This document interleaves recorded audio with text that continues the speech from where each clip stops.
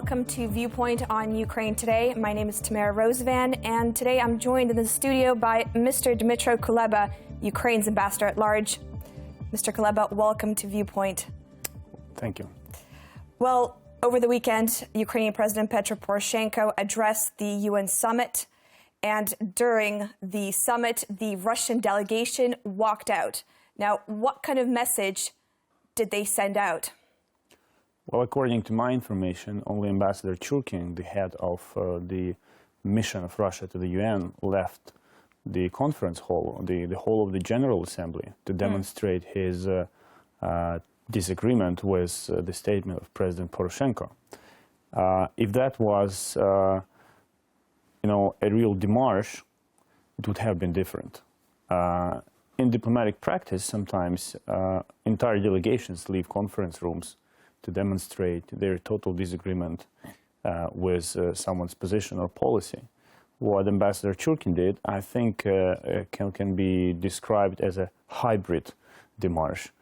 So, because the delegation stayed in the hall and listened to what the president said, but one person with a certain reputation decided to leave the room. I would not take it as a big signal or as a serious message to either international community or Ukraine. During the address, Ukrainian President Petro Poroshenko also said that the meeting that is going to happen between the U.S. president and the Russian president this week, that they should decide on the implementation of a deal to end the war in East Ukraine. Now, how likely do you think of a concrete solution happening during these talks? We do have hopes for the coming weeks. And the UN General Assembly as a big platform for meetings, agreements, and also the meeting in the format of a Normandy summit scheduled for the 2nd of October in Paris. They inspire us that the solution is possible. We did our best. We implemented Minsk agreements in good faith, and we expect the same to be done by Russian Federation. So what we expect from a meeting between President Obama and President Putin is a clear signal coming from the American side that Russia must implement Minsk agreements and must make its proteges, its puppets in the region, in Donbass, in Donetsk and Lugansk, do the same. Given very consistent position of Washington on the Russian aggression against Ukraine, I have no doubts that this message will be delivered, and President Putin will have to hear it and say something in return, which I'm sure will identify for the American position and stance on the crisis. Now, you just mentioned the Normandy talks in October in Paris.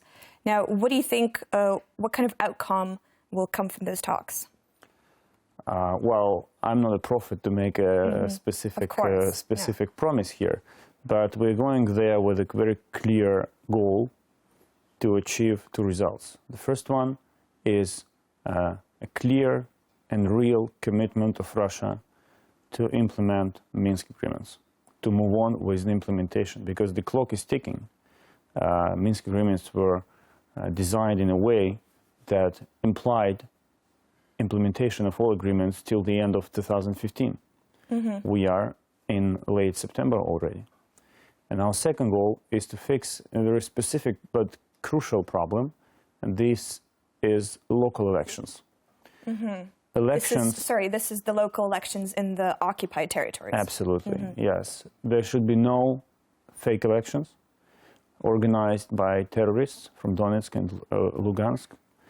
And by saying that, we definitely mean organized by Russia, of course. There should be proper elections as envisaged by Minsk agreements. These elections should be held in accordance with Ukrainian legislation and under OSCE monitoring. So we will clearly see whether Russia is committed to peace and implementation of Minsk agreements.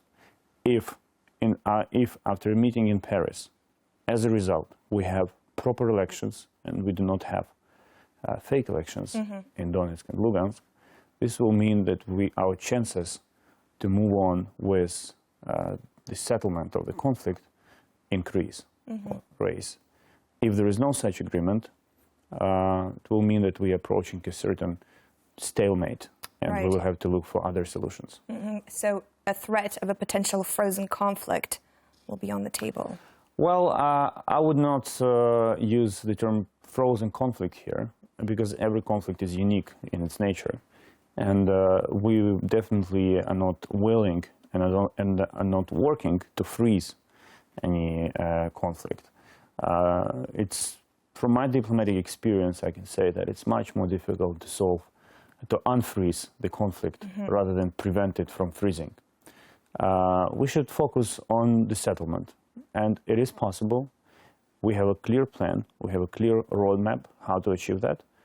The only element that we lack is a clear will of Russia to implement that plan. And the entire international community involved in the process is now focused on that, on making Russia deliver, making it implement the agreements. Now, if we go back to discuss the UN General Assembly, Kremlin, over the past few weeks, has been trying to shift focus from Ukraine to Syria with its support for the Syrian president, Bashar al-Assad. Now, do you think Ukraine has been put on the back burner and is on the back burner in the scheduled talks at the UN summit? Absolutely not. I'm absolutely confident that Syria, or Russia's involvement in Syria, does not overshade, does not put Ukraine in the shadow. We're still on the agenda. We are absolutely confident in our partners in the United States, in Germany, in France, and other nations, because swallowing this Russian aggression in Ukraine, for them, means supporting Russians' illegitimate and illegal ambitions to reshape the map of the world. Big powers, countries who bear their responsibility for the entire planet, for the entire world as political system, simply cannot afford that. So I'm absolutely sure that though fighting in Syria is more media appealing and definitely hits more results on Google, I'm happy that we have a ceasefire in Ukraine at this point, and I'm happy that this does not mean that Ukraine is forgotten. The issue is still on the agenda. It's just the intensity of fighting that makes us makes us disappear from major news outlets. But we're still there, and I will say that again to make absolutely sure that we're confident in our partners. Right. Now, Ukraine has also been campaigning to strip Russia of its veto power at the UN Security Council. The Ukrainian ambassador at the UN, he recently tweeted that over 1/3 of the members are in support of this. Now, how likely do you think of this? How likely do you think that this resolution will pass and Russia will be stripped of its veto power? We speak here about more general reform of the veto system as such.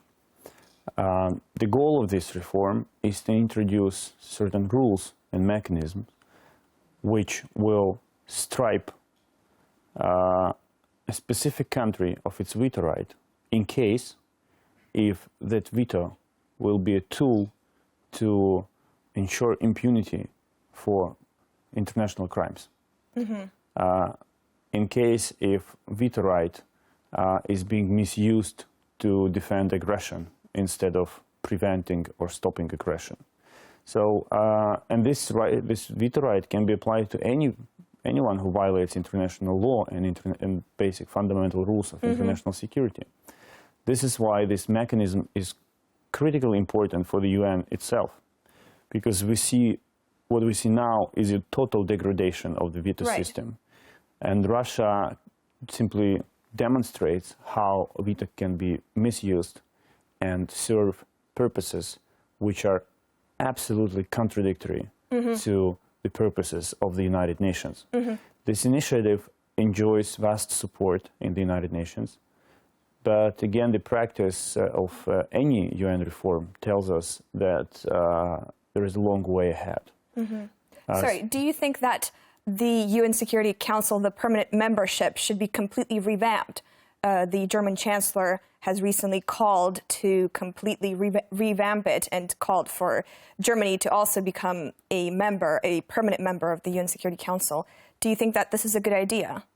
Well, it's a long story. I think that the membership of the UN Security Council can only be extended in numbers, expanded. I'm pretty sure that all current 5 permanent members will remain there, will stay there.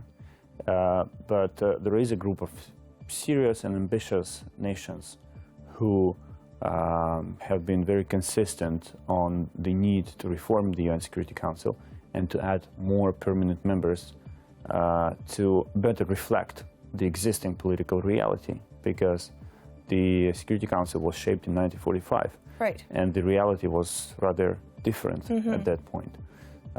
So this reform is a reality check for the United Nations. But again, with all the agreements and with all the need to introduce such reform, we don't see a lot of progress on that. But we hear a lot of good and absolutely valid statements. Okay. Well, thank you for coming to Viewpoint. This has been Mr. Dmytro Kuleba joining me at Viewpoint. Thanks for watching.